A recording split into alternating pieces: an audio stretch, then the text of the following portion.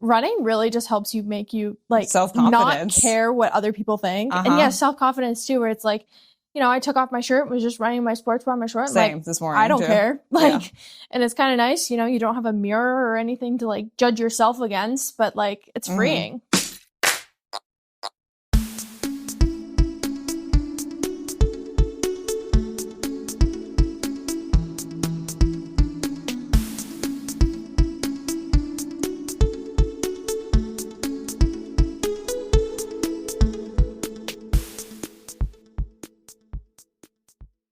Hello, my friends, and welcome back to Runnah, your favorite local running community. I'm Juliana, and I've been having way too much fun in this like swivelly chair right now. But my friends, we are back at the Falmouth Running Club office, and we have another one of our wonderful Falmouth Running Club members with us today, a pervasive human in the Falmouth Running Club community, a frequent attender to many of the like workouts and like group runs and things like that. We have Katrina Wilson with us today. Hello, happy to be here. Yeah, welcome, Katrina. Thanks for having me. Yeah, I'm excited to have you. I mean, I'm sure that like Nancy will be clapping right now because she's so excited that you're on the show. She's one of your number one fans. We love that for her. Nancy. Nancy's such a sweetheart. Her and I are actually going to go running together next Sunday, so that'll be nice. Oh, good. Yeah. Yeah, nice. That'll be nice to catch up because neither one of us know how to shut up, so that's good. Just very busy run. Keep very entertained. Oh yeah, definitely. Yeah. But I'm excited to have you here today. Yeah, it's fun. It's nice to be included, and I listened to a couple episodes with some other people from the club, and it's fun to hear the stories and yeah. I mean, the big thing with this whole podcast is just like largely connecting the community to itself, kind of. Yeah. Just because there are so many people who are part of the running community here and the club who just like don't know each other. Yeah. I feel like I know the people who come Mondays and Wednesdays who are regular attendees, but like I don't really go to the Sunday runs. I go to Friday 5, but I'm not a very fast runner relative to the people there. So I don't get to talk to the people there. So it's like, it's good to connect the dots. That Friday 5 can get pretty competitive pretty quickly. It can. And I've never treated it as a race. Like I've done it as like a workout sometimes, but like for me, it's not fun because I'd be alone the whole time. So I'll like text some friends and we'll like go do it together and then just treat it as like a long run. But I think that's a smart idea. The times that I have run it hasn't been recently at all. But definitely there are some people who go out like really hot. They do. Yeah, they certainly get competitive and like it's nice that everybody waits until everybody's back for the most part. But I just have more fun. I love that route though, I will say, like running down Mill and Elm to me have been pleasant all year round. Like haven't been too crazy with cars and they're good. Like anytime I head down towards Woods Hole, I always take, is it Miller? Instead of taking the bike path, the section that's between that parking lot where between the parking lot with the lights flashing, where you hit like mile like 2.5, 3 of the Friday 5, and you kind of like go up and there's like little tiny like slightly hilly area that's like parallel to the bike path. Elm. I always just take Elm because like I don't want to deal with bikes. That's so fair. And there's almost no one ever on Elm. I'm just like I was on the bike path this morning. It was on your left, and then no on your lefts, and then you think they're gonna hit you, and it's I get really mad and I yell at people to signal, but I scream at people too. I scream. So. I scream at people who are bikes on sidewalks. I scream at people bikes on sidewalks. Yes. This is like one of the hills I will die on, Katrina. Yes, like, I'm right there with you. Bikes on sidewalk, not only for running, but like I have a dog and I know you have a dog too. But like if I'm walking my dog, it's not unrealistic that the two of us together would take up the whole sidewalk, correct? And if you are riding a bike coming from behind, like where are you going? And like, are you going to just like clothesline me and my dog? Like what? Like I don't understand. Like and like you don't know what my dog is going to do. Like I might hear you and I can maybe hop out of the way, but like it's just oh my god, bikes on the sidewalk, man. Yeah, they make me mad. They make me so mad. I swear at people, I yell, "Get the fuck off the sidewalk!" That's like one of the only times I'm like mean. It's road etiquette. Like there's just etiquette, and like I get mad when people are in groups and then like bleed into the other lane on the bike path, and then they like stare at you and they're like challenging you to move. It's like I'm on my side of the bike path, my friend. Like I'm being a courteous pedestrian here. Oh my God, it drives me crazy. It drives me absolutely. I had one morning, I think it was like 2 weeks ago, where there just must have been a lot of people commuting down to Woods Hole. But I swear to God, I have the open ear headphones too. Yeah, and I don't run with anything, so mostly for safety. Yeah. Well, that's why I have the open ear headphones too, and I keep my volume like at like hit 50%, so that way like I can hear what's going on around me. Especially when I'm trail running too. Like we need to know what's going around us. But like I swear to God, not a single person signaled like that they were passing me. And I was like, this is so unsafe. Like, what are we doing? Because sometimes you can hear the bike if it's like clanking or creaky. But not like, all the time. A lot of them are so quiet and you only hear them until they're like right here. Yeah, they're like right behind you. 3 inches from you. It's like, come on, we need to share the path, share the road. And there's so many like elderly walking people out there too. Like, do you have no courtesy for anyone else? Yeah. I love how this podcast has already turned into us like bitching about like people on bikes. If you ride bikes, follow the rules, okay? Rules of the road, okay? Yeah. And it's not like I've cycled the path a lot in the past. It's not that hard. It's really not that hard to just say on your left or get a bell. Like ring the bell. I would much rather hear you. I would much rather hear a bunch of bells or a bunch of on your lefts than nothing at all. And it's, it's hard as a cyclist too. Like you have to stop at the stop signs and dodge people. It's like, well, then go on the roads. You can do that too. So, they don't have to be on the bike path. Don't have to be on the bike path. The worst, honestly, is when like you have those families that have like 5 or 6 small kids on these teeny tiny bikes, and the parents are like 200 feet behind them, and the kids are just like free to do whatever they want, and they're just like all over the place. I know, and you're like, I'm gonna be hit by one of these children. One of these kids is going to take me out from the shins, and it's not going to be pretty. Yeah. One thing we can talk about running soon too, but this is related to running. Seeing kids with, I almost always see kids with helmets on, which is great. Yeah, and then the parent is not wearing a helmet. But then the parents not wearing the helmet makes me so mad. I'm like, what kind of example are you setting for your children? Like, this is not just because you're older means you're not going to fall or whatever. It's like your head is brain more damage susceptible. Is very serious. Like, can we please wear helmets? Like. I would argue that because like your bone density is going down, like the older you get, like you're probably more susceptible to a brain injury. Yes. Yeah, much harder to heal from. Yeah, these kids are like, they're like little growing machines, like their bones are not, like it's not good if anyone gets a concussion or hits their head like out of a helmet. Like that's still not good. But like these kids, their bones are still growing. And so like if they do have some kind of, that's why kids like heal faster from like bone breaks and things like that, because like their body's already in that like regeneration state of being a child. But like us as adults, no, our bodies stopped a while ago. Yes. And to kick it back into gear takes a lot longer. Oh, that drives me crazy too. Yeah, I mean it does. Like I'm so glad people are outside is the other thing. Like it just makes me so happy seeing it full and like people, seeing it so busy. I'm like, yes, this is exactly what this was meant to do. And I love that I'm so glad I live near the bike path too, because it's such a lifeline. So. Oh yeah, definitely. But yeah, people on bikes, man, follow the rules of the road, be safe, wear a helmet. Okay. It's not that hard.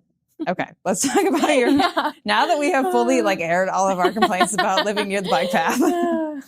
We do love living near the bike path. Yes. It's a nice time. I also too feel like I'm in that exact like, problem of being like, wow, it's so nice that people are outside being active, but go fuck yourself for like almost running me over. Yeah, please. Oh my God. But okay, let's talk about your running history, Katrina. So when did you start taking up running, and like, did you do any running like in high school or college? No, so I did not do any sports really in high school. I did CrossFit on and off just to stay active. I did a lot of music and marching band throughout high school. Oh, nice. And then in college, I played trumpet. Yeah. Okay. Very cool. And then in college, my school didn't have a music scene. I got really into the outdoors community that we had. I went to Bucknell, and where is that? It's in central Pennsylvania. Oh, okay. Yeah. So I was making friends who were very athletic, and, I wouldn't consider myself an unathletic person, but I wasn't like actively seeking out like running or weightlifting. And, some of the friends I had freshman year were really into the gym. And so I would start go lifting with them, and then they'd be like, oh, let's go like run a mile or something. And, we'd do it. And I'd be like, wow, that was really hard. And I do it like, I remember doing a couple, like a 1 mile on the indoor track at my school. And it's like this maybe it's 300-meter track, but it was just like, I remember it feeling so terrible and the air in there was so horrible. But so I started dabbling with running like my freshman year with lifting, and then did a little bit. I was home here for that summer. I would go to CrossFit. I was also working crazy hours. I had like 3 jobs. You know, that's what you do as a seasonal, like employee, not a seasonal, as a seasonal employee, but as a local on the Cape too. Like I work full time in consulting now, so it's very different. But like, I'd be working all of these long shifts on my feet, and then I'd go work out, and I was like getting into cycling and getting into running, and it was really like, I felt like that summer really kicked into gear a little bit. I was like, wow, I really love being outside, and then I was doing some. What did you have for jobs that summer? I know you used to work. Are you still working at Coffee Obsession, or was that just no? Like when you were I was seasonal? just there for the past like 6 months. Like kind of last August through January. Okay. But I worked at, I think that summer I worked at the Pickle Jar. I was like bussing tables and serving occasionally. I worked at Yolinda's. I think that was my 6th summer, scooping ice cream there. Yeah, it was a lot. I was nannying too. So, yeah, a lot going on. Pretty like labor intensive jobs too. Yeah, like it was just, you were on your feet the whole time. But it was, you know, I somehow had the energy to still go to CrossFit and run. Like I was maybe doing like 5 to 10 miles a week at that point. If that. And then in the fall of that year, I started cycling a bit more. That's when I started dating my my boyfriend. And he was like the captain of the cycling team at Bucknell, and did like, he is a very passionate cyclist, and I would go out with the team, and we did a nice like Friday ride, and I would start doing some longer rides, but it got to the point where I was like, I started clipping into the bike, and I kept tipping over. Oh no. And it was just becoming, and then I've always been scared of going really fast downhill. And we started doing that, and I was like, I don't think this is for me. So one of the directors of the outdoor program at Bucknell, she does this February running challenge every year where she runs a mile every day for the month of February, because it's a really dark and cold and it's gross, tough month to be a human, and having that little thing to check. What's that? I feel like February is like the worst month of the entire year. I think March is for me, because it's so long. I mean, you do get I guess February is a little bit shorter. Days. Yeah. So I did that challenge where I ran 1 or more miles per day, and that really got me hooked. Okay. So I did actually an ultra. Was it that spring? I think it was that spring. Yeah, I did a 3-hour like endurance run. I ended up doing like a half marathon, but like I had, you know, I did that in like mid-May and had been running more consistently like for I don't know, about 6 months before that. So or maybe so you it was did like an year. endurance base. An ultra is technically anything that's called fast further than 26.2 miles. Okay, then it was not an ultra. So you did like a time-based run. A time-based on trails. Yep. Yeah. Time-based trail run. Yeah. Love that. So, we love a time-based trail run. Yeah, it was fun. And just kind of since then I run a couple halves. When I was studying abroad in Scotland, I was on their club cross country team, and that really showed me how great being in like a team environment was. And then the next summer I was in Pittsburgh and joined a really big run club they have there. It's like one of the largest nonprofits, I think, in the area, and there was like at least 50 people that showed up to the long runs every Sunday, and then so they had pace groups every 30 seconds, and I was like, this is amazing. I love this so much. And yeah, it's been the past year I've been running with the club like 2 or 3 times a week, and the other runs I do with friends from the club, and yeah, it's been really fun. Yeah, it sounds like running has really connected you with a lot of people too. Yes. Yeah, I think being a local here too has also been an interesting element, because in high school, you know, I had friends from here, and then I was out of touch with a lot of them. Yeah, that happens. You know, I still have a handful of people I still talk to, but it was a really good way to like reintegrate into the community and be like, wow, these are like adult friends. Like some of the people I run with the most consistently are 60 Like, and I'm 23, and it's so great to have intergenerational friendships. And then I've also reconnected with some people from high school that are now with the club. And I've really been blown away by how strong the running community is here. I mean, it makes sense with the road race, but like to have the year-round consistency with the population the size of ours, like so impressive. Yeah, it's interesting to me when I go other places, or like I grew up in Auburn, Massachusetts. So like that's like if you stick your finger in the direct center of Massachusetts, that's pretty much where it is, right next to Worcester. But like anytime I've been home there, I think I've maybe seen like one other person running in all the times. Wow. I've been running in Auburn, which is not like obviously as many times as I've been running here. I've been living here like 9 years now. But it's pretty like crazy to travel other places and be someone who like identifies as a runner, and like I run when I travel. Me too. Just because it's an expedited foot tour. It's nice to see things. Yeah, it's great. Plus I need to like clear my brain and like get that anxiety out of my system. Regulate everything. That's for me too. Especially if there's like everything else around me is like just like new like stimulation things. I need to have like one thing that like grounds me at least. Yes. But like it's crazy. Like, I mean, you go to like some bigger cities, you go into Boston, obviously, there's people running there. When I was in London, there were people running there. When I was in Killarney, like there were people running, but not like that many. But like it's crazy. Like how many people in this town run and walk. Yeah. I think just it's like, great. Yeah. I would guess like 60% of the population here probably like is a daily, if not every other day, walker or runner. That would be my best guess.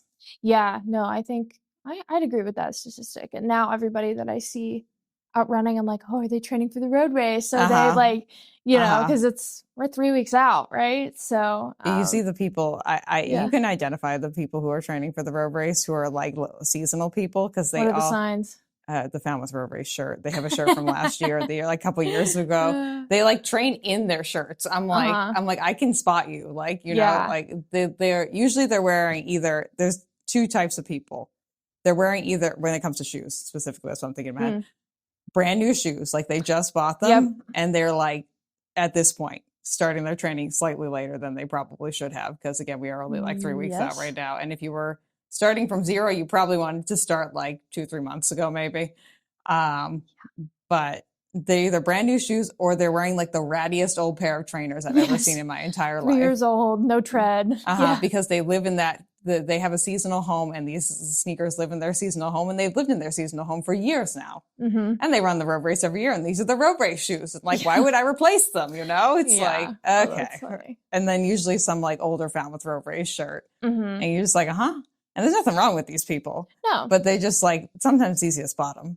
Yeah. Also, like, I feel like we both know enough people in town. You see the new face. Like, it's a new face. You see the new face, or like me when I see people like in their 20s, like young 20s or like late teens, I'm like, I think I would recognize you if I think you were from around here. But that too. Yeah, exactly. But I only know so many people, but also like. Yeah, I feel like the seasonal runners are pretty easy to spot, because I feel like the younger ladies who are seasonal are all wearing their, like, as of right now, like the matching sports run short set.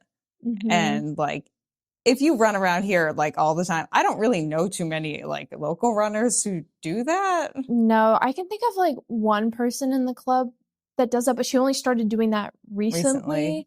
Yeah. But like for me, I just throw on whatever's clean. Like, well, that's the thing too. I'm like function over fashion. Oh yeah, that is the last thing on my mind. So yeah. I feel like if you're someone who like has run, I would just say enough, generally speaking, where like you're comfortable being outside and you're comfortable being seen by people while you're running, you don't give a shit what you're wearing. Oh no. Me and my friend that I was running with this morning were talking about that. It's like, running really just helps you make you like not care what other people think. And self-confidence too, where it's like, I took off my shirt, was just running my sports bra on my short. Same like, this morning. I don't care. Like, and it's kind of nice, you don't have a mirror or anything to like judge yourself against, but like it's freeing to just like be like, yeah, I'm hot. I can take my shirt off. Like, I totally agree. Who was I? Oh, I was having a conversation with who was it? I think it was Ben. Maybe it was Ben.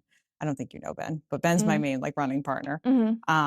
Very soft-spoken man, lives as a hobbit most of the time, except for when I force him out of his house. But like I was just like, you could like take your shirt off and like we can like just run. Like I'm just gonna ditch my shirt, like He's like, no, I don't want to do that. I'm like, okay, whatever. But for me, I'm just like, if I get hot, then like I'm taking my shirt off, you know? Oh yeah.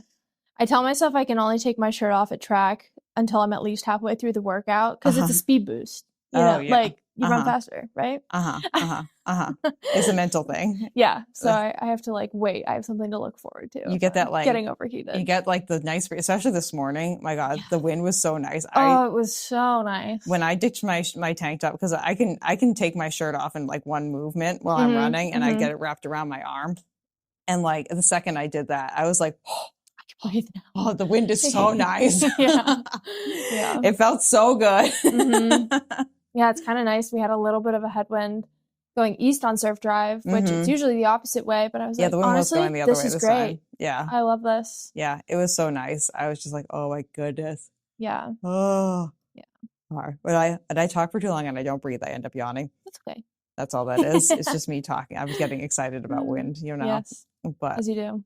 Yeah, no, it is crazy like how many people in this town run. And we have a pretty robust running culture here. Yeah, it's great. And it's nice to have the infrastructure to, like, it'd be one thing if there were just a bunch of people running, but like office, there's all of these races and like a regular club, and it's just it's a testament, I think, to how well organized it is. Like Dan and Maggie leading all the Monday and Wednesday workouts like every single week. And Dan does the Saturday long run too. Yeah. And it's like to have a consistent, like we've had probably 20 to 30 people at the workouts every night, every week. So yeah, it really just goes to show the attitude of the club, and people feel welcomed and want to be there. So yeah, it's great. Yeah, I think that like largely came like after you came down here. Like when we changed the name from the running club, from the track club to the running club, there was like a lot of like change of the guard happening. Yeah, there's still I still see some of the old, like the Wednesday nights. It's like, yeah, you see the remnants of what was left or whatever. It's kind of weird, but I also think it's strange too, where it's like I feel like there's people who, you know, manage the club or volunteer a lot for the club, which is totally a great way to be involved with the club. But like, I never see them anywhere besides like at a on race day or whatever. Yeah. I'm like, would love to know you guys better. Like, come to a Wednesday or whatever, you know. So yeah, we have. I mean, the thing is too, like especially with the marathon, if we include that in that too, we have so many volunteers for the marathon. Yeah, we have so many people, and there are plenty of people who like never like don't really want to run or like don't feel like it's their calling in life, but they volunteer at every single race. Yeah, no, it's great. I every love that single people race do that. So yeah, there are many ways to get involved with the club, friends. If you want to get involved with the club, you can. You know, it's a nice fun time. And if you volunteer with the marathon, you get a free sweatshirt. That's true. They're green this year. Those ones up there on the wall. Oh, nice. I like the gold. Yeah, next year the marathon. So next year's the 50th anniversary of the marathon. So Kathy and I are gonna make the logo like metallic somehow. Like they're gonna use some kind of metallic thing, like a metallic thread or something. Yeah, and then we're gonna have like a gold sweatshirt. If we can get that to be a little bit shiny too, we're gonna test our luck, you know. But nice. It's a lot of fun. It's a lot of fun. So right now you're training for the Falmouth Road Race. Yep. And this is your second Falmouth Road Race, correct? Yep. What was like, you must have spectated the road race previous to running it last year. I volunteered at it. Okay, that makes sense too. Kind of in definitely in high school, we would do the finish line for the Falmouth Marching Band. So I remember being in the tent and handing runners like bags of chips or bananas. I think I collected trash one year at the start line as well. This was all before I was running it too, all. So it was just like, oh yeah, it's just another year with the road race. It was just a regular it's part of the community life here. Yeah. I mean, I didn't grow up here, but definitely I feel like everyone in town has volunteered at the road race at least one time. Everybody has some old shirt in their dresser. Like I think I have like a 2013 one that I used as like an art smock in third grade. That's still in my house. About right. And yeah, it's just part of life. But I think running it last year and then, you know, training for it too with the club, like really gave me scope of how, like, big. Just, yeah, how big it is, but also how unique it is for this size of a town to have this kind of race. Like that to me, I'm still not over. Like, what do you mean 10,000 people, 11,000 people fit in the tiny Woods Hole village? I think it's actually 11,500. Yeah. I could be wrong. I know Megan, I was talking to Megan last year and she gave me the numbers and I think that was right, but I don't know. I'll fact check that, my friends. Future Juliana will look that up on the website and let you guys know. But yeah, it is crazy that our whole entire, like the town population, I want to estimate it's probably like 60,000 people year round now because it was like 45,000 like back in 2017 when I moved down here. And there's been definitely a big shift of like people moving down post here. COVID. Yeah. Retiring early. Yeah. Yeah. Because I moved down here in 2017. But I would say between 50 and 60,000 is like a good place to put the town like year round potentially. But our population, I think Megan was estimating that it was like 120,000 people for like one weekend because, because you have to think, all the people who already live here. Yep. Like we're here still.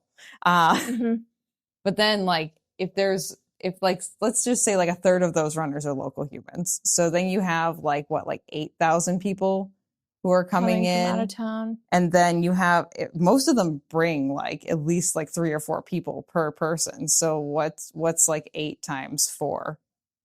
24. Yeah, so like 100 or 32. Yeah, 32. so like a minimum of like almost 100,000 people. Yeah. So our population effectively almost doubles. Yeah. Like just for like a 3-day time frame. Yeah, the stat I was here is you might be more correct. In the off season, there's, I don't know, 50, 60,000 people. And then I always hear our population triples in the summer. Oh, triples. Okay. Which I don't know how true that is now. I'm sure that was the case like pre-COVID, but because a lot of people have like moved down here. Well, I guess you're kind of correct too, because like I'm just thinking about the people who are specifically there for the road race, but there are so many other people who come down here for like just like a vacation that's not related to running the race. So you're probably right. It's probably like 2 or 3 times the population of like the standard town population in the off season for that one specific weekend. Yeah, it was also really cool now that I know I don't know them, but am aware of professional runners now too. And like, we'll follow them on Strava or whatever. And to see them at the start line, cool. I was like, that's really cool. Like they're in my hometown. And like some of these people make like content and YouTube videos and to see them use footage of like the Falmouth High School track, like Philly Bowden. I was going to say, I actually met Philly last year. She seems really cool. She was very, very nice. Yeah, she seems very nice. I'm always also just like amazed at how tiny these professional runners are. Like I don't feel like I'm a huge human in any capacity. Like I'm 5'5", like I'm not really like a giant. But like I stand next to these professional runners. I know, they're tiny. I remember when I met Des Linden like years back because she was doing like a little signy thingy at the expo. And I have a picture of us together. I'll put it up on the screen, friends. You can see like how much bigger I am than Des Linden. Like again, like I'm like 135 pounds. I'm like 5'5". I'm not a huge human. I understand that. I look like I am like 6'3", 250 pounds next to this woman because she is so small. Yeah. But like they're all so tiny and short and just like petite little humans. And I'm just like, I'm going to blow you away. Yeah. Push you over. Fall over by the wind. Yeah. Even the guys though, too. The guys are also tiny. They're so small. Yeah. I'm just like, okay, this is like some of this is partially how you're able to like move so quickly. You're just like built very petite.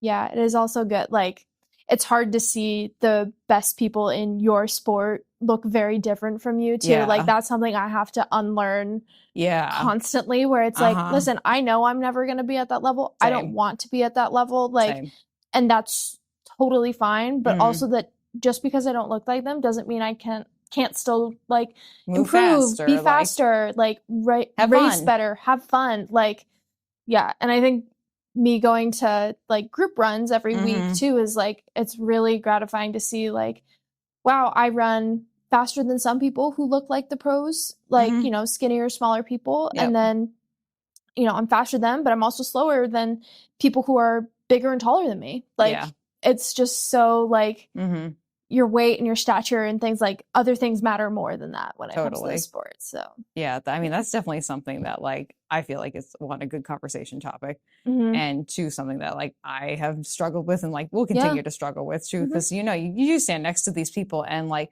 our societal norms want especially us ladies, you know, Yes. they're like, be as thin and tiny as you can possibly be. Like, that's kind of like the standard, you know? Yeah. And like, I mean, for me recently, like, I know I was like the last week, a couple weeks or so, I was like, because like one, I've been putting on some muscle, which is great because I'm stronger. Yeah. Fantastic. We love it. Prevent injuries. Yeah. Improve your health. Yes. Yeah. And then like my thighs started chafing together and I was like, no. Welcome to the club. I was like, oh no. Just for like my body, for some reason when I run, like usually like this kind of like happens, not when I'm standing or when I'm sitting like this, but when I'm running, there's some kind of concave thing happen. I don't know why, but like I started chafing. I was like, oh, Juliana, you're getting so big. I'm like, no, you're not. You're really not. Like, don't do that. Like, don't talk to yourself like that because like the stronger you are, the better you feel. Yes. And it should really be based on that. And it should really all be about how you feel and like listen. I mean, I think watches can be helpful too, but it's also like, it's so important to keep in touch with like how you feel. Well, how do I actually feel when I wake up in the morning? How much energy do I think I have versus what my watch thinks I have? Like the body battery on my Garmin, like it's the first thing I check in the morning, but I'm like, listen, how did I really feel? Actually sleep? Like what's actually going on, friends? Yeah. So it's been, I joke that I have to like gentle parent myself with running and stuff because it's so hard because you're so hungry all the time with running. Or, I mean, you hope you're eating enough that you're not really hungry, but like you need way more calories a day to function as a person when you're training. Like, big time. Like I ran 9 miles this morning. I'm going to have to eat a lot more food than I like than the average person. Miles, like if I wasn't in consistently training or whatever. And it's not bad that that your body needs to hold on to more weight in order to protect your joints, protect your overall health and then become faster. Like, I just hate that society equates weight with success. Like it drives me crazy. Really tough. Yeah. It drives me absolutely crazy. And I think too, the thing to think about these professional runners is that like, they would probably be that small regardless. Like a lot of it is genetics. Yeah. Like it's just like my body. I know that like, if you put your hands on my rib cage, like this is the smallest my rib cage is ever going to get. I'm not getting any smaller than this. Like this is it, you know? Like that's where the bones are. Functionally, my bones are right here. Yeah. And so you have to just like gentle parent yourself and be like, realistically, Juliana, you can't be that size because your bone structure at a baseline will never be that other person's bone structure. Yeah. And like, you understand. And like, I've been at a weight, like 3 years ago, I had to get an emergency colon resection. Oh man. Did you see my scar yet? You want to see my scar? Sure. It's pretty cool. Oh man. Look at that. Badass. Yeah. Look at that scar right there. But like after that, like it took me like at least a month to get back to any kind of regular eating. And then while I was in the hospital, for like 5 days, they didn't let me eat at all because they were like worried about like the separating and stuff like that. I was like wicked thin and I was very weak. Yeah. And like, I think the juxtaposition of it all was like, people are like, you look so good. I was like, I feel like shit, my friends. Yeah. Like I just had a major surgery that was not planned. And like, some of these pictures, I look like a skeleton. Yeah. I'm like, and I know how weak I felt and like when I look at these things too. And it's just like, it's that societal like pressure to be thin and people like, even if they like, don't like actively acknowledge that they feel it internally, they like spread it out through the world of like those little comments of just like, wow, you look so nice because you lost some weight. It's like, we don't comment on people's bodies, my friends. Yeah, that has been my rule for a long time. Don't comment on anyone like, you can't change how your body, you know, like it's not good rhetoric because then I internalize it and whatever. So, and I'm sure also these like professional runners get a lot of comments like, wow, you look so like about like you look great because you're so thin, but also they probably get a lot of comments about like, well, you should eat more or like use like all these other like negative comments too. And I feel like the good thing to remind ourselves of is like, no matter what body you're in, you're probably gonna like not feel secure in it at some point in time. Yeah, exactly. Like it's such a moving target. Like, oh, if I lose 10 pounds, I'll feel better. But then it's like, oh, but I want to lose more and whatever. It's like, I just have to learn to accept how you look now. And that's like kind of the only way you'll feel happy or satisfied with your appearance. And I find, you know, I think I do a good job of consuming content about running and whatever that's like very much on the camp of you need to be eating more, you need to be sleeping more. Like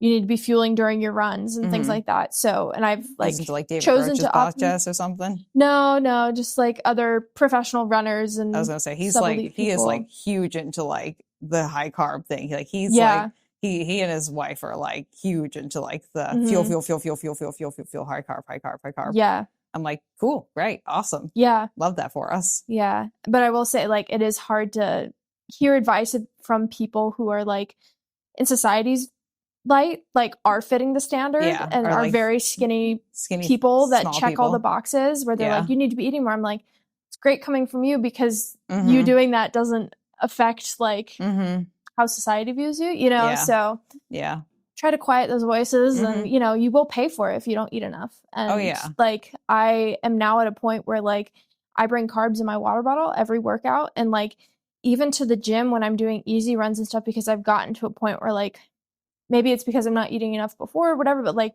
I really like and can stomach having more energy like and carbs in my bottle, and like I feel good. Different if you don't. And I feel good. Like I feel fueled and ready to go, and so. Yeah. I think for me, one of the best things that's happened to me is like being part of the ultra marathoning community.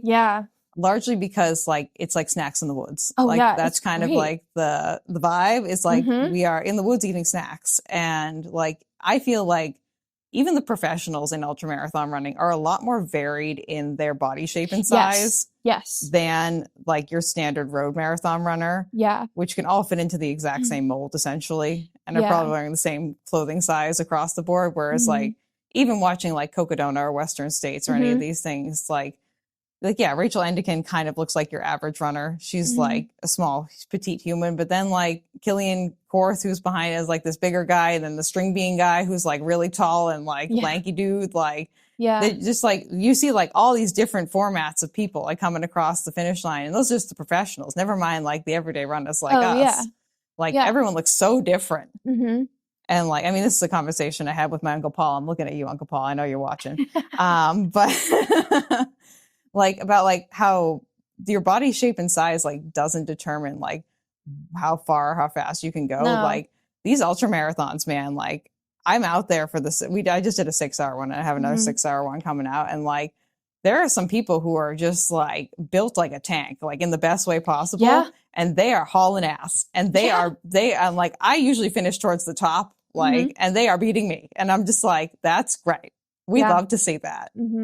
And even like sprinters too, like they're so like, even watching Sha'Carri Richardson like a couple days ago, she's so muscular, like win the 100-meter dash, like she is buff, she is built. And then like hurdlers and like long jumpers and stuff too, they're like just so strong and like a lot more bulky than like the marathon runner. And I think it's also like, I'm sure you get to a point with training where like these athletes are running like 100 to 120 miles a week. These marathon runners. And it's like, how can you possibly eat enough, or can you stomach eating enough to that's the problem. Be eating more than like, or at least as much as you burn? Like it's really tough. So it is nice to like, I do enjoy watching like the track and field on the Olympics because like every event has like a little bit different of like a typical body shape and size, but they're all so different. Like you go to like the discus throwers and like the muscles on these women. I'm like, good for you, girl. Like fucking kill it. Like I love watching them. I'm just like, they're so strong. I know. And that's honestly like one thing I love about the Olympics is like, look at all these people that are number 1 and number 2 and like the top people in the world for their sport. And they look so different, but they're all so strong, so athletic. Like, like the gymnasts too, like they're ripped and like it's like they just like walk around and they're like popping muscles and veins out of their bodies. I'm like, get it, girl. That's right. So, absolutely. It's a good reminder. Like the rugby or the soccer player, and like you can tell there is a certain body type that I'm sure that it gives you that edge when you're at the very top of your field, and that's why those kind of people are on the start line at the Olympics. Genetics, but also like it doesn't mean you can't still be a successful soccer player, runner, rugby player, like just because you don't fit that mold. That's also why I love the Olympics, but I really love the Paralympics. Like I love the Paralympics. Anyone who's watched this podcast knows that Juliana has goals to go to the Paralympics at some point because I have hip dysplasia and a lot of other things going on. So I can technically qualify. So that's great. Hey. hopefully in 2032 they'll include trail running, and Julie and I would like to be part of that. That's the goal. It's in Australia too, which would be fun. I've never been to Australia. Me neither. But like I just love seeing all these people with like whatever disability category they fall into. But even within that, they all look so different. Yeah. Like everyone is just like it's even more of a diverse group of humans than like your standard Olympics. And I just love it. I love seeing these people and I love watching them kick ass. Yeah. I'm just like, these people are so strong and so good at what they do. And I put so much time and dedication and effort. Yeah. I mean, as someone who has, like, I have Ehlers-Danlos syndrome and I have hip dysplasia and ankylosing spondylitis, among other things. I know how much work I have to put in to like be at the level that I'm at. And like, I can only imagine the amount of work like that you have to put in to be a professional athlete at that level. And also because you have some kind of like chronic disability, like that's easily doubling the amount of work that you have to do just to get to that point. Yeah. And I can just say that from my own personal experience, you know, but I'm just like so proud of them for putting in the work. And most of them probably aren't sponsored or anything either. No, they're just doing it. They just like it and liking it. Yeah. It's crazy. That's great. But yeah, I think we definitely need more diverse like body shapes and sizes. And like, it's good to see that.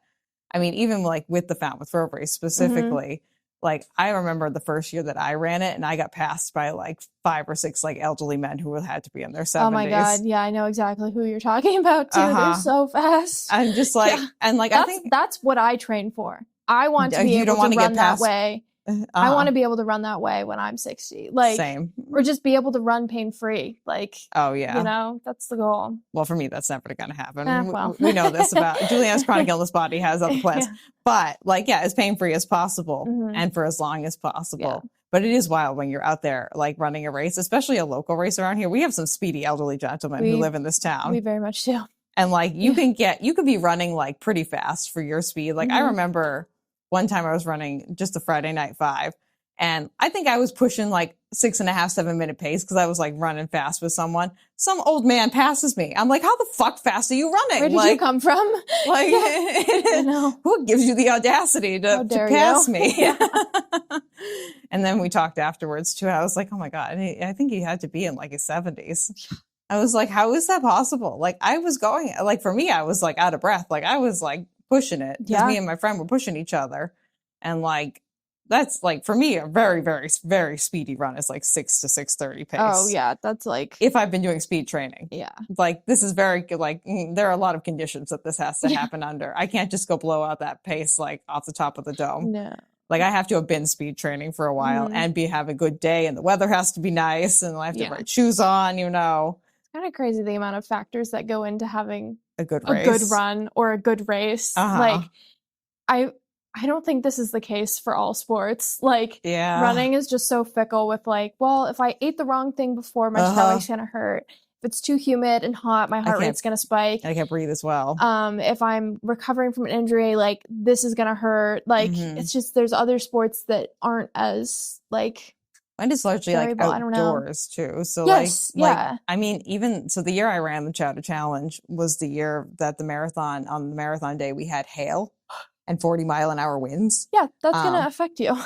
So like the last miles of it coming down like Surf Drive, like I was getting hailed on in the eyeballs and I was like, this is a new experience for me. And like, I was going at a pretty good clip at that point. And like, I was forced to like take like a 2-minute penalty per mile essentially because of the wind. Yeah. It's like, what are you going to do? Like, just because it was like literally I was like leaning like this, like all the way forward because like if you didn't, you would get blown into the freaking ocean. I know.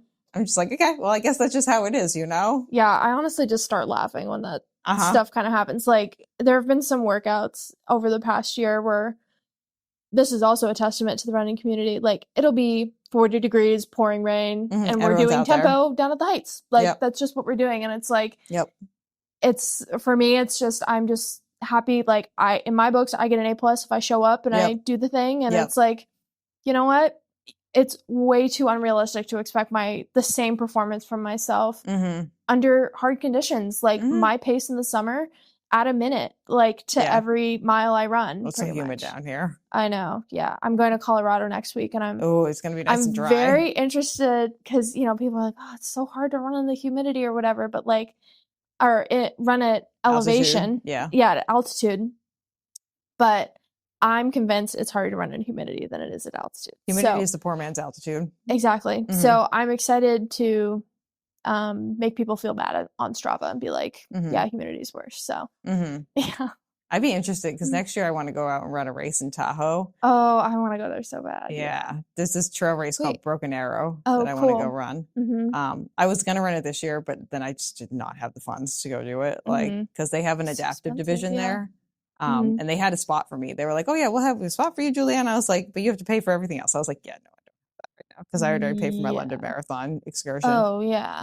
And I like went to Ireland and everything too. So expensive. We made a trip of it, but like that was where Juliana's funds went for this year for travel, you know.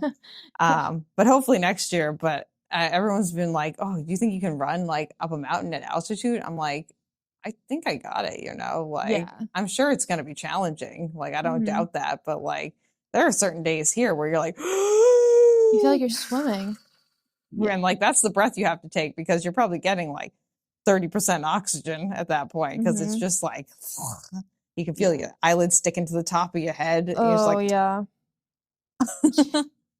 Yeah, it's really hard. That's why like I've become such a evening runner or afternoon evening runner because cools off a little bit. It's less humid. Like it might be a little bit hotter, but like honestly, I prefer it being hotter and less humid than cooler and more humid. The last couple of days though in the morning, it hasn't been as bad. Oh my gosh, it felt like fall this morning and like yesterday morning too. Yeah, and what did it? Oh, I had to get up on the earlier side of things on Thursday, so I was out the door at like 5:30 a.m. And I was wearing a t-shirt, and I was like, wow, I kept my t-shirt on the whole time. I was like, wow, it's like almost fall. Yeah, I know, it makes me excited for that time of year.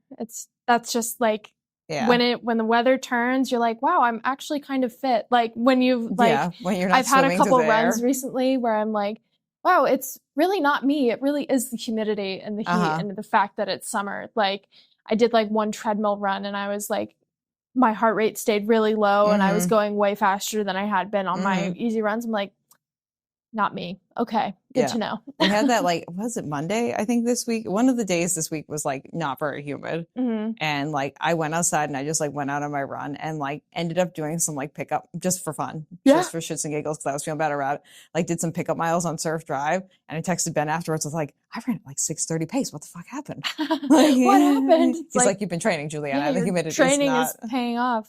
Yeah. And the humidity is gone for the day for the most part. Like it's like below 50%. So yeah, on my long run this morning, I was able to like pick it up for the last mile. And we did 9 miles, which was like a lot for me. That's still good. And I was like, this is how like my only goal for the road race this summer is to race smarter than I did last summer. And I'm like, I would love to be able to finish the race this way.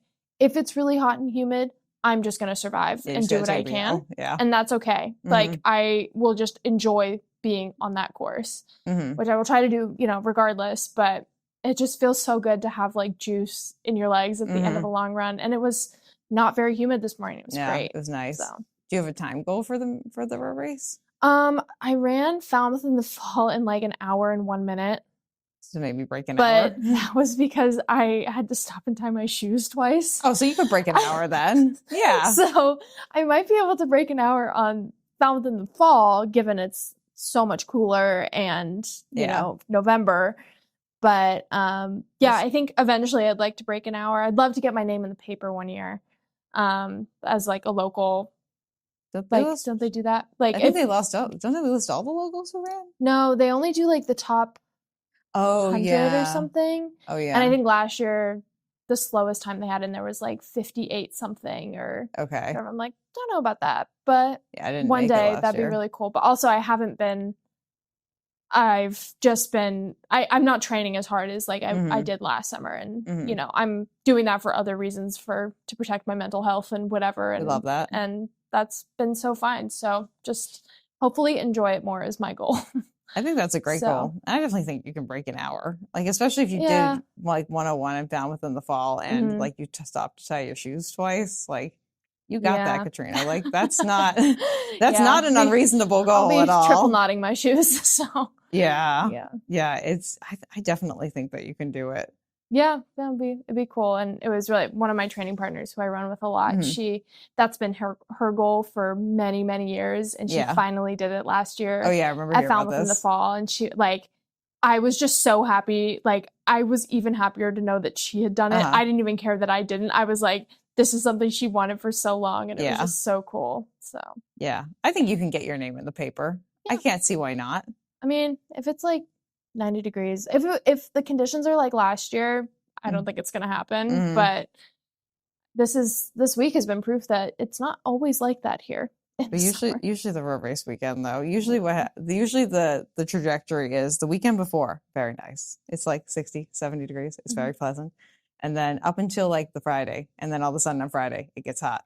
And then Saturday it gets even hotter. And then Sunday it's like a freaking like boiling pot. And then Monday, perfect weather, 60 degrees. That's exactly what happened last year. I was like, I walked into work and I was like, what is this? I'm so mad. Every year.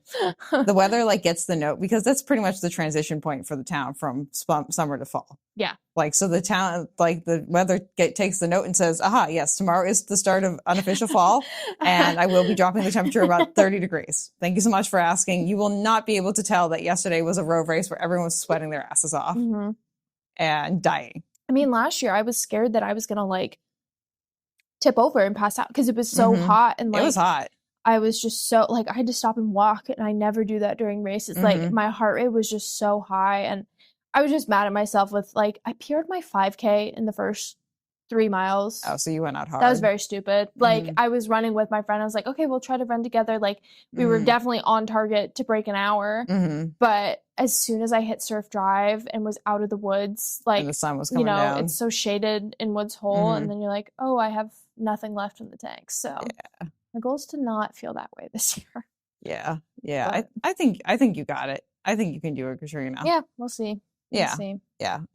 My goal this year is just to beat my last year. I was like severely anemic. I had like a whole health. Last year was not good for Juliana's health, but like my iron level was like 7 or something. So, but I ran it anyway because I figured it was better for me to be in view of a lot of medical professionals than to be at my apartment solo and just like fall and faint by myself. Because if I fall and faint on the Falmouth Road race course, like people will be there. They pick me up, you know? So I was like, you know what? We're just going to do it. I think I ran my slowest time ever. I also had to stop and walk too, but I could like barely fucking breathe because my iron level was so low. So I know that's something I'm worried about too for me. And I'm going to go see a PCP next month. And I was like, please, can we do blood work? I want to check my iron, just because it's so important, especially for female runners too. It's important. Like, it's really easy. And I don't eat like a ton of red meat. And like, I've been doing more, but it's like, it's hard. And then once you really feel the effects of it negative, like of not having enough iron. So. Yeah. Well, it's hard too, because like, if like a lot of us ladies, you know, like we lose, unless you're in menopause, like we lose so much blood every month through our periods. And it's just like, okay, clearly like that's a problem. Yeah. And that can definitely affect you big time. And then just like any other like genetic things you have going on or whatever. So yeah, get your iron check, Katrina. That's a great idea. Yeah. Cause I tried to give blood maybe during the pandemic or something, and they wouldn't take it because my iron was too low. Was too low. Yeah. So fingers crossed it's better. Yeah. Now, but yeah. I don't recommend, like, for fun's sake, I don't recommend running the road race at an iron level of 7. No. But, you know, it's okay. We did it. It was an experience. It gives me a somewhat, hopefully, easy target for this year. Yeah. My Falmouth road race time was like 7 minutes slower than my Falmouth in the fall time. Yeah. So I think it'll be pretty easy for me too to beat last year's road race time. So yeah.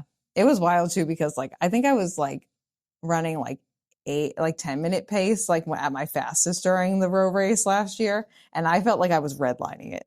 Like I felt like 200. Yeah, I felt like I was like, I'm pushing as hard as I can possibly go. And like for reference again, like the other day I ran like a 6:30 pace mile, like, and I was like still okay, and I was like breathing, and I was like, okay, like I'm a little bit out of breath, but I'm not dying. Like I felt like I was dying running a 10-minute pace. Like I was pushing as fast as I could possibly go. Like that was like the max speed that I could go at. Yeah. I was like, okay, this is a good comparison point, Juliana. Yeah. Like, not that there's any, like, there's no, like, standardized speed. And I also understand, too, that, like, For some people, max pace is like a 10-minute mile pace, and that's totally fine. Everyone's bodies are different. And for some people, max pace is like fucking Ben Flanagan, who's running like 4:30s in his last half marathon that he did. And I'm just like, how? Yeah, in awe. Yeah, it's like, that's genetics for you right there, man. Yeah, it's genetics and hard work. Yeah, it's crazy. Yeah. It's crazy. But okay, well, I wish you luck on your Falmouth road race this year, Katrina. Yeah, hopefully I'll see you on the course or at the start. We'll be out there. Did you get your number yet? They sent out the emails. Yeah, I think I'm like 2,000 something. Okay, so I'm like I don't even know how they gave me like a 1,000 number. I'm like, how did you get that number? Like, someone at the road race must have been like, Juliana got really slow this year, my friends. We pity her. We pity her. I mean, if I'm having a good day, I'd love to be up in the front corral again. Yeah. Yeah. Me and my friends snuck into the front because you just get bogged down in the way back. I mean, I know you're supposed to. Well, if you know enough people who are in there, like Nancy will be up there probably. Yeah. Like, she'll be like, oh, I'm sure if like you walked up there, she'd be like, Katrina! Yeah. All the seated runners. It's cool. You get to like see the pros warming up and stuff too. And hardcore bodies. Yeah. Which is very nice. Yeah. I mean, I've slipped up there a couple of times too, where like I don't have a number that belongs up there. And I'm just like, what do they base the numbers on? It's less than 1,000. So if you have a number that's lower than 1,000. Oh yeah, for the but then the numbers are based, I think they are based on pace and time. I know that's not the only thing. And also, like, you generally speaking, the charity runners, regardless of whatever your pace is, you usually get a number that's like in the 10,000, like the 9 and 10,000. Oh, okay. Because they just hand out like a block of numbers to each charity, and they'll be like, "Oh, charity B is like 10,001 through 10,010." Yeah. And so, like, even if you might be the world's fastest runner, unless I think you can appeal it to get, like, if you are like a super fast runner, I think you can like send in proof of that, and they'll move you up to the first corral. But like large of the charity runners, just like kind of just like no matter what their speed is, they just kind of take their number, and then you just can move yourself like within the pace groups based on like where you know your skill set is. Yeah, it is so nice to have your name on your bib. Yeah, too. Like only locals get that, right? Or does everybody? I don't know. I know for the marathon, everyone gets their name on their bib, which I really appreciate when I'm calling out like people's names. Because like there definitely is like a point during every single race where like the internet falters and I don't get the information on the iPad or whatever it is. So like having people's names to shout out is really useful. It is funny when people put like nicknames on their bibs, and I'm just like, it's like Bob's Burgers, and they're like, and I'm like, okay, great. Yeah. Or they forget, especially with the marathon, because it's a lot longer than the road race, and like people are a lot more haggard at the end. Yeah. They forget what they wrote on their bib, and I'll call out like their nickname or some like weird thing that they put on their bib, and they're like, what? What'd you say to me? And I'm like, come again? I'm like, okay. Yeah, okay. Not the vibe. Understood. No. But yeah, you're going to do great at the road race, Katrina. Yeah, no, I'm excited. And just always, it's like nice to have everybody at the club excited about it too. Like, oh my gosh, it's road race weekend. And yeah, just feels like a celebration of all the training and showing up on the really hard and hot workouts and being like, yes, now I get to have fun and celebrate this. So good luck. Yeah. Okay. Well, let's round out the episode with what shoe do you choose to use? Yeah. You can tell me your favorite shoes. Doesn't have to do just one shoe. Just list off your shoes. And as we were talking about earlier before we started, I think we might have similar. I'm just to see what other shoes you're running in. Yeah. So right now I run in the Ultra Experience Flow 3s. So I have those too. I love them. I love them. They look kind of like the Hokas. Oh yeah, a little bit. Like the Mocs, I think. So which I like the profile of. But I was getting blister issues. I used to run in Brooks, probably until like fall 2024. Okay. So I was running them for like the Ghosts and the Adrenalines. Yeah, the basic models. And then it got to a point where like my outer toe would get blisters, and I could tell it was because it's not wide enough or whatever. And then you need some extra. I had heard some really good things about Ultras, which it's a big drop difference from the Brooks, because like the Brooks I was running in had like 9 millimeters of drop. So the Adrenaline, and then going to like 0. The Adrenaline and the Ghost have 10 millimeter drop, which is honestly like in today's like shoe standards crazy. Yeah, because most are kind of hitting that 6 to 8 millimeter drop range. But as you know from the ultras, except for the experience is a 5 millimeter, 4 millimeter, 4 3. millimeter. Is it 3? 3 or 4. Yeah. 3 or 4. I can't remember off the top of the dome. Yeah. I'll look it up and I'll put it on the screen. But yeah, it's a big difference between that 10 millimeters and the Brooks, those 2 Brooks shoes. So I got a pair of Torrens, the Ultra Torrens, as just like walking shoes. And I was like experimenting with new shoes and like trying to figure it out. And it was like my calves got so sore, like running in the Torrens, because the drop is basically doing what your calf does for you. You know, you're extending it a little bit further.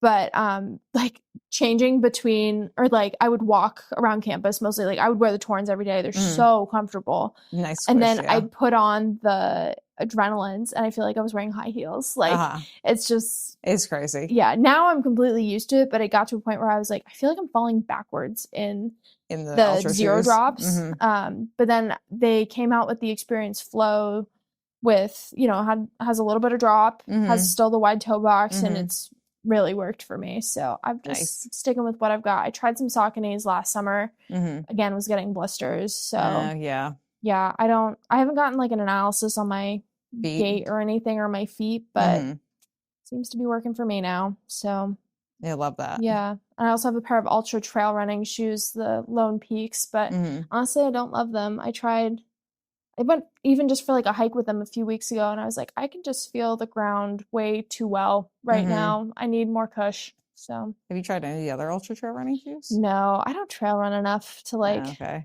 make it worth the experience. And I only have like 1 pair of daily trainers really. So I know some people like will have like a speedier shoe, or I know it's good for the health of the shoe to have multiple so you're not pounding on them every day. But you're just like, this is not for me. It's just working for me. If I was running maybe double the mileage I am right now, I would. But it's not happening right now. So I mean, I really love the Mont Blanc Speed from Ultra. Oh yeah, it's got more cushion. It's got a TPU plate in it, and it's like nice. Yeah, my favorite trail shoe of all time. But I also just got a pair. Because I love to thrift shoes. And I'm like, because I used to work at a running shoe store, I'm like pretty good at like sussing things out and like assessing the quality of a shoe just by looking at it.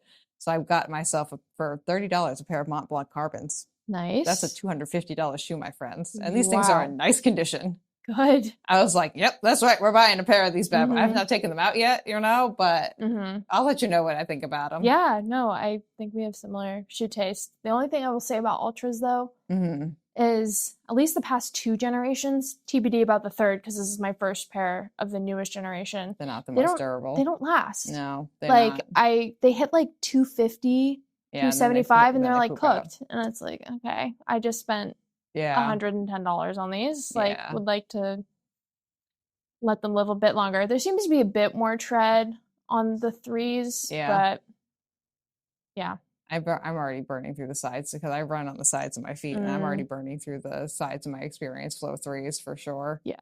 Which is kind of a bummer because I feel like they're such a comfortable shoe. Like probably my favorite daily trainer. So light. Yeah. Like the foam was just bouncy enough. It's like a nice fun time. Nice wide toe box. Really enjoyed it, you know. Definitely the tongue is a little bit heavy.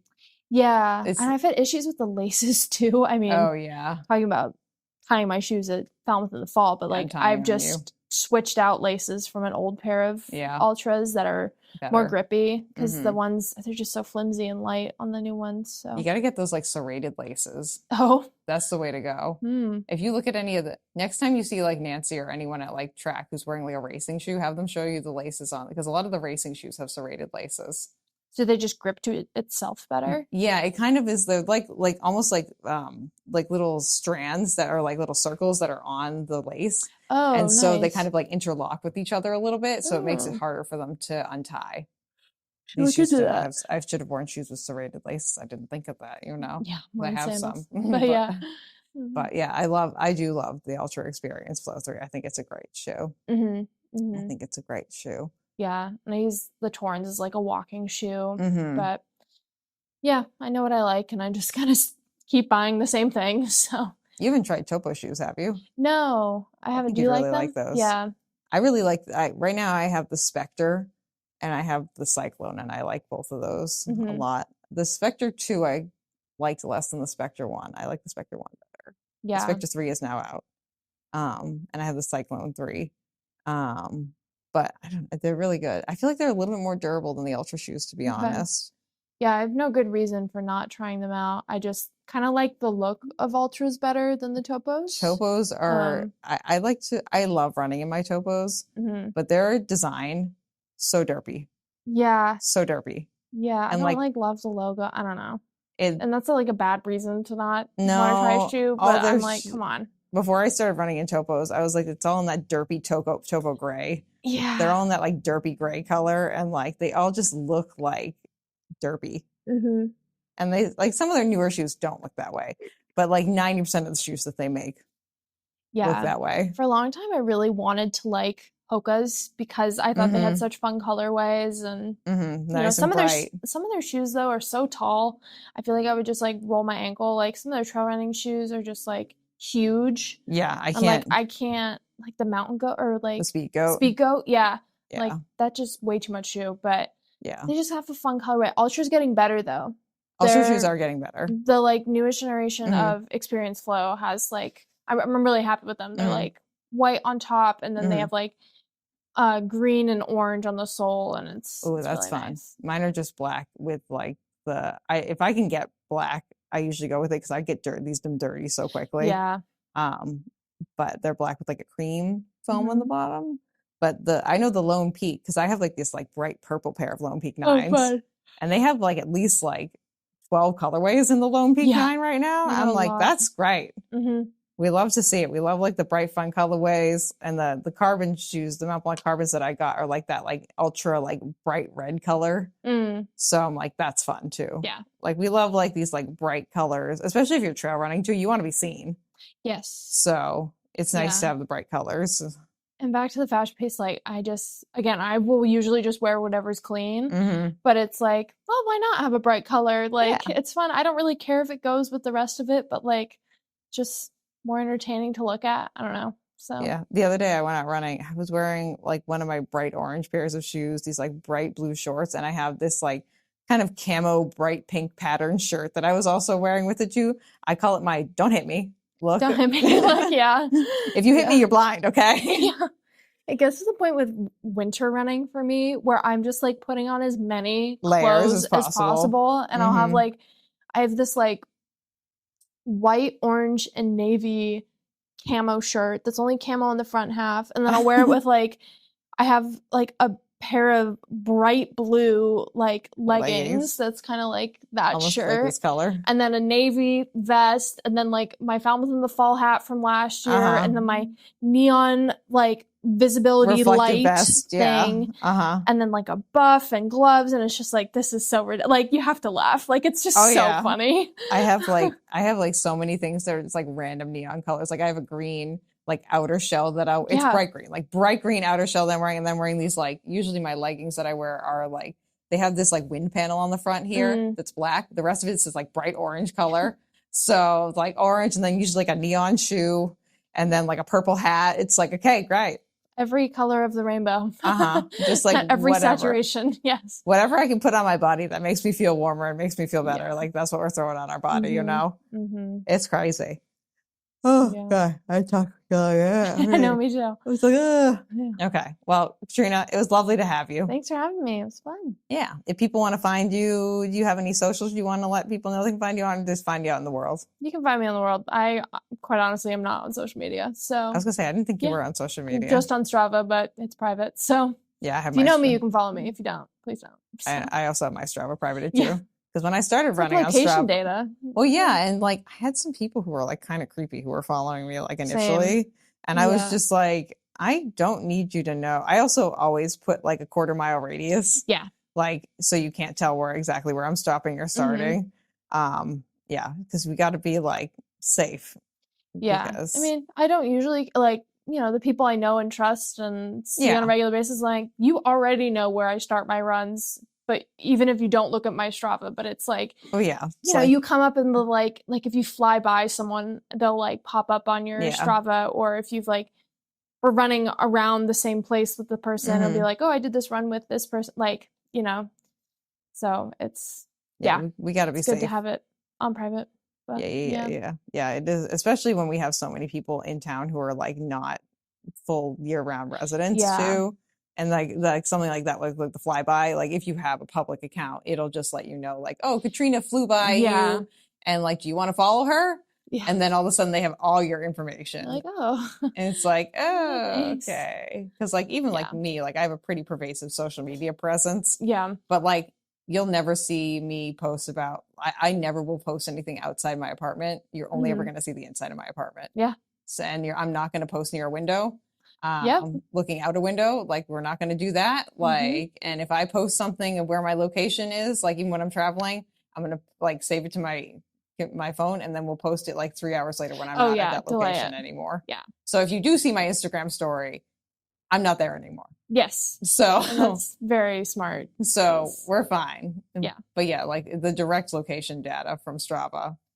Yeah. And I totally get like a lot of people, that's their reason for not using it. But for me, it's like my one social media that I've like, you know, it's like really just like my family follows me, and then like my friends from the different clubs I've joined. And then it's like my boyfriend's family and his grandparents. And that's like the one way they have to like see what, like, we joke it's like a wellness check. If like, oh, you haven't posted on Strava in a few days. Are you okay? And usually it's like, oh no, I'm sick. Like, or whatever, like, or something happened. And for me, it's been like a much more like, honestly, realistic. And then like just being able to check in with people in another way where it's not just like, oh, look at me at this wedding on Instagram or whatever. And it's like, wow, that's great. Good for you. Yeah, for me too. It's also just like, if Juliana doesn't post a run for like 2 days, what happened to her? What's going on? What's wrong? Yeah. I had that happen when I hurt my foot back in December, and people were texting me immediately. They were like, Juliana, what's wrong? What's going on? You okay? I was like, I broke my foot, my friends. Not ideal. Don't recommend. Yeah. But don't plan to. I already sprained my ankle a few years ago trail running, and that happens a lot in trail running. Yeah. And basically the PT or whomever told me, I was like going to buy new shoes or whatever. He's like, yeah, really the only way you can like, I was like, how do I get stronger? How do I prevent this? And he was like, the only way you can do it is really by running more and like, you know, working strengthening those like little tiny muscles in your ankle and stabilizers. And it helps to just keep running even though that's what hurt you. So yeah, you just got to get back out there on the trail and just keep doing it. That's the long and the short of it too. Yeah. But okay, well, this was lovely, Katrina. Yeah, thanks for having me. Thanks for joining me. Yeah. Friends, if you liked what Katrina, what we talked about today, if you have controversial opinions on bikes on the bike path, let us know. Comment down below in the episode, like the episode, subscribe to the channel. You know, it's a nice, fun time. And if you'd like to get in contact with me, you can find me at Runnapod and runnapod@gmail.com. If you have any thoughts or feelings that need longer form content and an unlimited space in an email, you know, if you too feel passionate that bikes should not be on the bike path, if they are not signaling to people. So follow the rules, friends. Okay, great. Well, we'll see you guys later. Bye. Bye. Nice job, Katrina. Yay. You did it. Oh, my face hurts from smiling and talking, you know, in a good way. Thank you for listening to this episode of Runnah. This podcast is edited, hosted, and produced by me, Juliana Coughlin. Brought to you in part by the Falmouth Running Club and the Falmouth Community TV station. If you'd like to connect with us, you can find us on Instagram and on TikTok at Runnapod. And you can send us an email at runnapod@gmail.com. And our original theme music was brought to you by the one and the only wonderful Jeffrey Hutton. And keep up the great work. I'm proud of you.